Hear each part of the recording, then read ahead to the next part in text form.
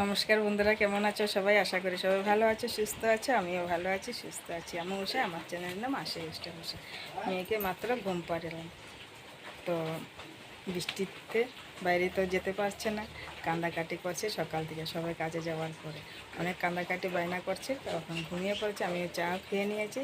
আমার ছেলে স্কুলে চলে গেছে, তোমাদের দাদাভাই কাজে চলে গিয়েছে। এখন মেয়ে আর আমি একা ফাঁকা ঘরে। তো এখন আমি বাকি কাজকর্মগুলো করব। মেয়েকে ঘুম পাড়িয়ে রেখেছি, সবজি কাটবো, বাসন বাসন ধুয়ে নিয়েছি।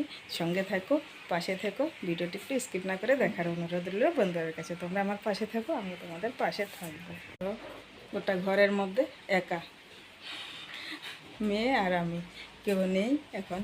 মেয়ে দিয়ে ঘুমাচ্ছে, আমি দিয়ে কাক লাগিয়ে রেখেছি এই যে দরজাতে। মেয়ে এখানে দাঁড়িয়ে দাঁড়িয়ে বাইরে দেখে মেয়ে ঘুমাচ্ছে। মেয়েকে বেঁধে রাখতে লাগবে। তো চলো আমি সবজি কাটতে বসি, সবজি কেটে নেব, তোমরা সঙ্গে থেকো যতটুকু পারি আর কি। মেয়ে তো ফট করে উঠে যায়, বেশি সময় ঘুমায়ও না। কি করব, এখন বৃষ্টিও পড়ছে। তো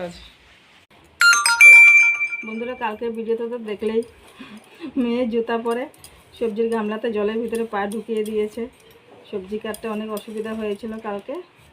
কি করব, উপায় নাই, একা ঘরে তো করতেই হবে। তোমাদের দাদাভাই কাজে চলে যায়, ছেলে আমার স্কুলে চলে যায়। এই নিয়ে আমি আজকে ঠাকুরও দিইনি এখনও।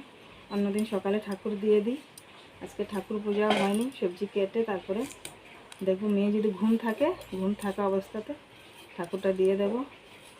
বৃষ্টি পড়লে না অনেক দিকদার হয়ে যায়, জল বাইরের থেকে আনতে হয়। তোমরা যারা পুরনা বন্ধু, তোমরা তো জানোই আমি বাইরের থেকে জল ভিতরে এনে তারপরে সব কাজকর্ম করি। অনেক কষ্ট বন্ধুরা, একা করে মেয়েকে নিয়ে আমার কাজকর্ম করতে।